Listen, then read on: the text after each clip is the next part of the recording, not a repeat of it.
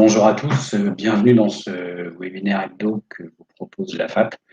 Donc un système de webinaire hebdo que nous avions commencé pendant le confinement, que nous avons choisi de maintenir jusqu'à la rentrée, car ça nous a semblé une bonne façon de maintenir le lien avec tous les adhérents en attendant de pouvoir reprendre des réunions en présentiel et plus conviviales.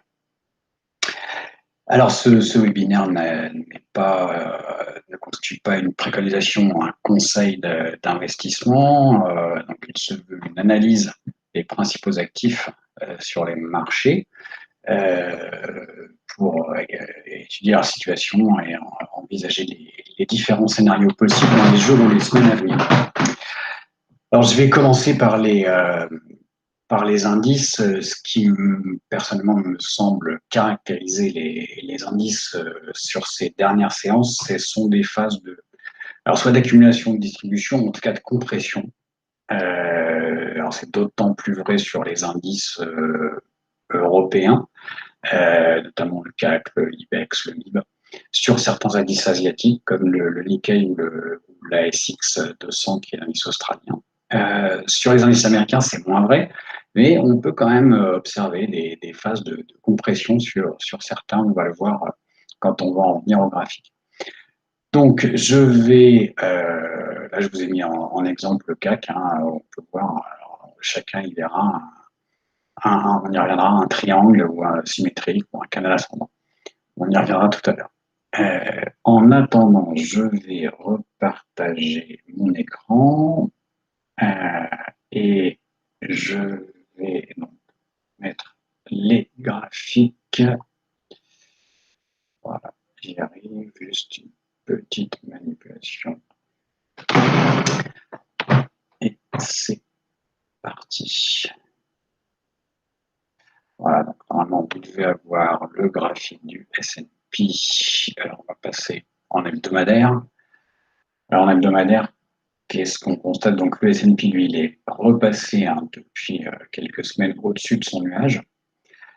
Donc aujourd'hui, eh bien, il est coincé entre le haut de ce nuage, une résistance à 3230, qu'il a testé déjà 2 fois depuis le début juin, enfin début juin et depuis cette semaine, sans réussir à la casser, et avec au-dessus de lui le gap du 24 février. Donc une phase de compression entre ces différents niveaux. Moi, je vais vous dire mon avis personnel en journalier.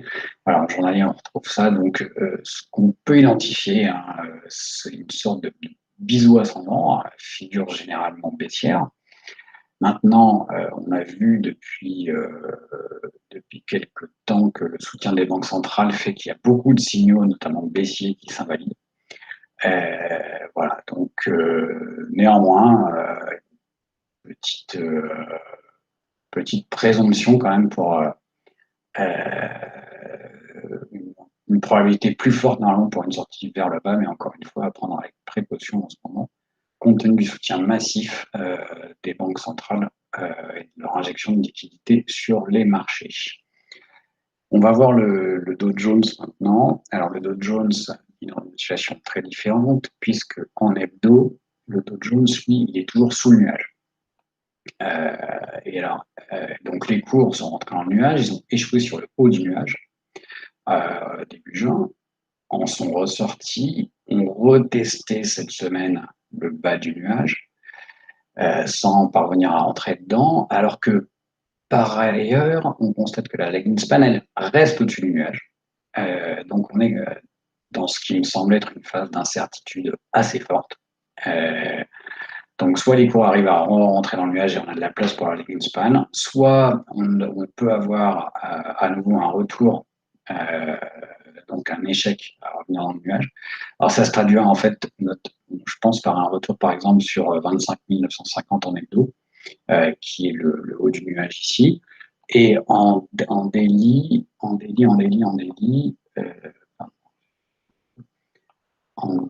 c'est pareil. Ici, on est au-dessus du nuage et si on devait donc, échouer et repartir dans le nuage, on pourrait revenir sur 25 750. L'autre alternative, évidemment, c'est d'aller combler le gap du 24 février. C'est pas le scénario qui a ma préférence. Ce sont les marchés qui décideront. Et on voit ici, là, alors, sur le Dow Jones, on peut identifier une sorte de petit canal ascendant, dont la sortie est généralement baissière, on soit au milieu de ce canal. On pouvait aussi identifier une petite ETE,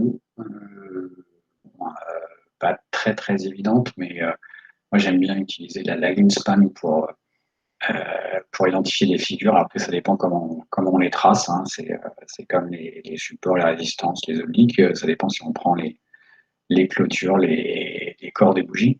En tout cas, ici, petite épaule, la tête, une épaule droite un peu plus marquée, c'est peut-être plus évident en H4. Donc, soit on voit une ETE, dont on aurait cassé une de coups avec un objectif pas très élevé, soit on voit ce canal ascendant. Alors, on complétera tout à l'heure par des éléments de marché pour voir comment on peut aussi se faire une idée avec d'autres indicateurs. Pour compléter la lecture sur le Dow Jones, je vais vous parler un peu du Dow Jones Transport. Vous savez qu'il était cher à Charles Dow, qui considérait que les signaux sur le Dow Jones devaient être validés par les signaux sur le Dow Jones Transport. Et le Dow Jones Transport, c'est pareil, en hebdo, on va voir que eh bien, il a échoué sous le nuage. Alors, il y a de la place, hein, mais il reste quand même sous le nuage pour l'instant, même si en daily, il est repassé au-dessus. Voilà. Ici, pareil, on peut identifier on a des figures quand même de compression sur tous ces indices. Concernant alors le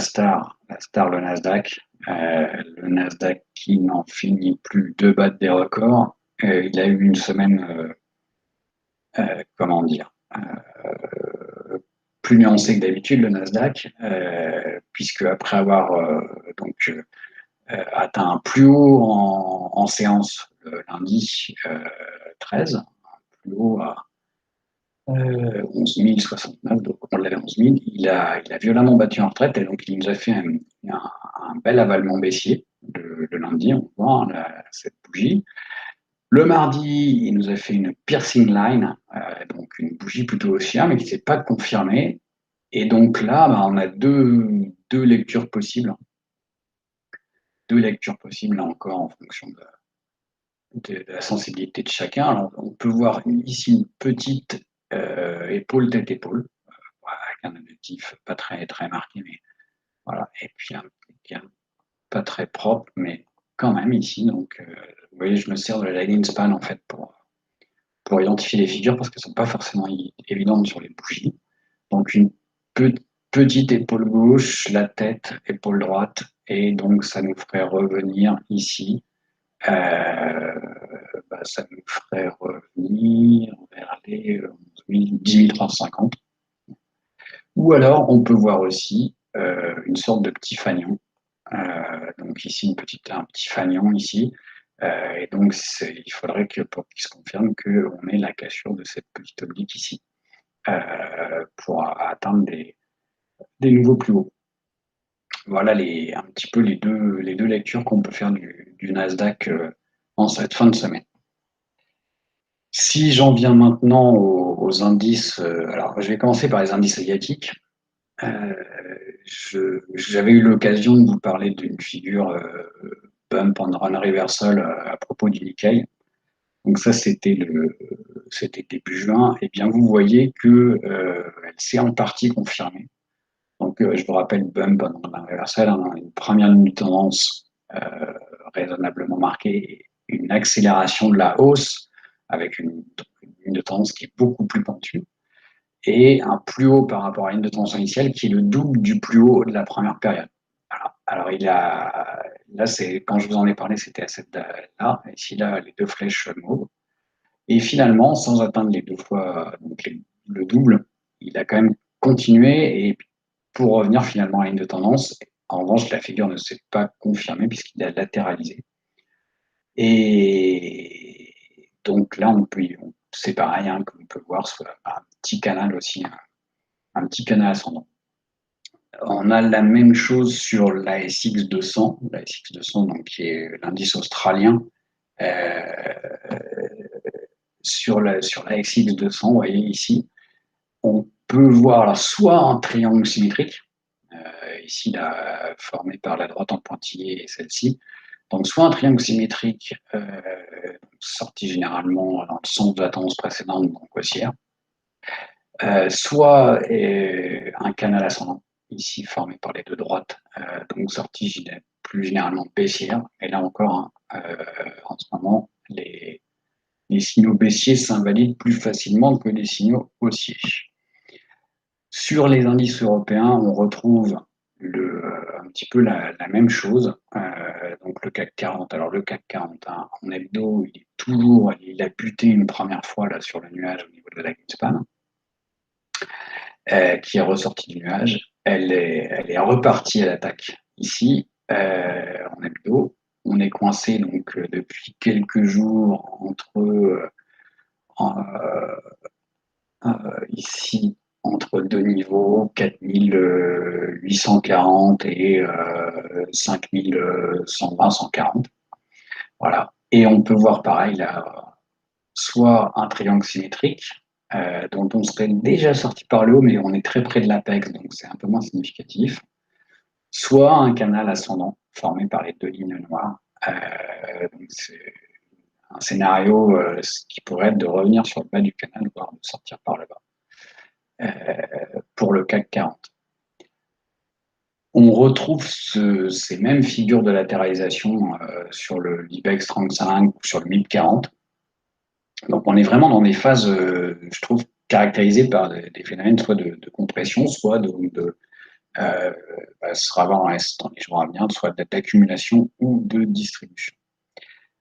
Avant d'en venir à des indicateurs de marché, de sentiment de marché qui peuvent donner un éclairage complémentaire, je vais vous parler de deux, trois autres actifs qui sont les plus suivis, que moi je ne suis pas, notamment l'euro-dollar et l'or, mais je vais quand même en toucher un mot. Alors, sur l'euro-dollar, de ce que j'en vois, c'est assez clair. Donc l'euro-dollar, il était très baissier. On a des premiers signaux d'inversion de tendance. En hebdo, on est revenu dans le nuage. On a échoué sur le haut du nuage ici la semaine du 9 mars pour repartir.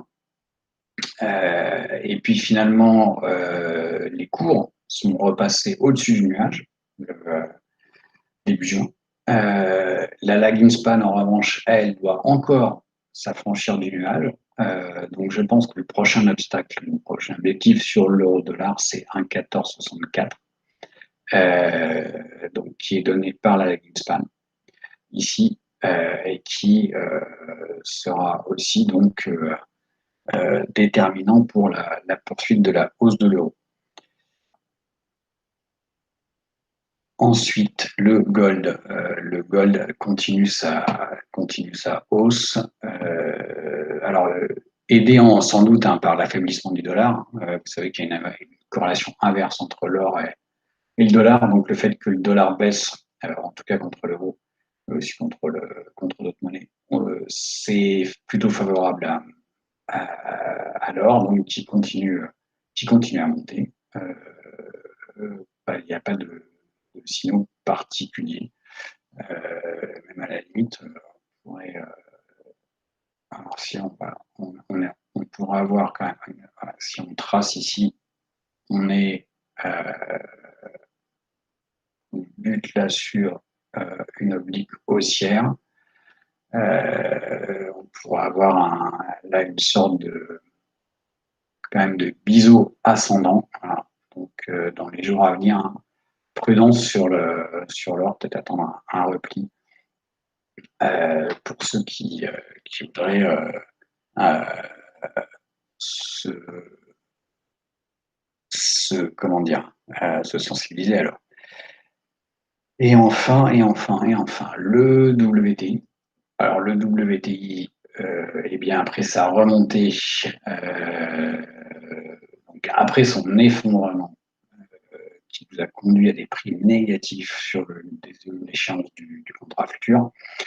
On est depuis plusieurs séances dans une latéralisation, voire encore mieux en en journalier. Hein. En journalier, le WT, il est coincé là. Il est repassé au-dessus du nuage en daily. Il est coincé sous le gap du 9 mars. Et il ne fait plus rien. Voilà donc ce qu'on peut dire sur les principaux actifs. Avant d'en venir à des indicateurs de sentiment de marché, je voudrais vous parler de la star du moment, l'action qui fait couler le plus d'encre, c'est Tesla. Voilà. Alors Tesla, j'ai fait un tweet justement pour reprendre cette figure de bump and run reversal. Donc j'ai fait un tweet quand j'ai placé là, les deux flèches bleues. Donc je vous rappelle un principe du bump and run reversal, une première phase ici de hausse qui s'accélère. Et donc un des critères d'identification, c'est le fait que le plus haut de la première phase par rapport à la ligne de tendance, il soit à la moitié, enfin que le plus haut de la deuxième phase soit au double du plus haut de la première phase. Alors, Tesla est carrément dépassé, on est à trois fois le plus haut. Depuis, la hausse s'est calmée. Donc, deux scénarios possibles pour Tesla. Soit on casse la résistance apparue à 1550, et on va à nouveau vers du plus haut. Maintenant, enfin, quand on, quand on entend ce que ça représente en termes de multiples de valorisation par rapport à des constructeurs automobiles comme Toyota ou Renault, voilà, on peut effectivement se poser des questions. Donc, ici, soit on casse les 1550, soit c'est mon scénario. On pourrait revenir vers la droite de tendance initiale, à voir après si on la casse ou pas. En tout cas, du coup, prudence sur Tesla, à mon avis. Je vais maintenant donc vous parler de quelques indicateurs de sentiment de marché qui peuvent donner un éclairage complémentaire. Pour ça, je vais partager mon écran. Je vais revenir à mon PowerPoint que j'ai préparé. Donc, dans cette phase d'incertitude, hein, qui se traduit par des phénomènes de latéralisation ou de compression, ça peut être intéressant de voir aussi quels peuvent être les indicateurs de sentiment de marché dont on a déjà parlé ensemble. Alors, premier indicateur, Fear and Greed Index, dont on voit que lui aussi, il plafonne, il décolle pas du 50-60. Donc après les extrêmes en termes d'appétit pour le risque qui avait été atteint fin 2019, début 2020, les extrêmes en termes d'aversion au risque qui avaient été atteints en février-mars. On a beau avoir eu une hausse très forte et qui se continue sur notamment le Nasdaq, on n'est pas revenu sur des extrêmes en termes d'appétit pour le risque. Le put-call ratio, pareil, devrait nous faire aussi nuancer certaines hausses récentes, puisqu'on reste quand même pas sur un plus bas, mais on reste sur les plus bas au niveau du put-call ratio. Et dernier indicateur que j'aime bien, dont je vous ai déjà parlé, le New Highs, New Lows, donc qui compare le rapport, la différence entre les niveaux plus hauts faits par les actions et les niveaux plus bas. Alors, en daily, c'est un encephalogramme plat, c'est-à-dire qu'en fait, c'est là où ça traduit le fait que la hausse en fait est alimentée par un nombre réduit d'actions, notamment les FANG. En revanche, en daily, en weekly, pardon, on notera cette semaine une divergence baissière, hein, puisque le S&P a fait un nouveau plus haut en hebdo, sans que le New Highs New Lows fasse un nouveau plus haut, lui, de son côté. Et divergence marche relativement bien sur cet indicateur. Donc, ce ne serait pas étonnant qu'on ait une petite consolidation la semaine prochaine. C'est avec une probabilité non négligeable. Voilà donc ce qu'on pouvait dire des principaux actifs et notamment des indices actions. Je vais donc vous souhaiter un excellent dimanche et puis de bonnes vacances à ceux qui en prennent ou qui y sont déjà.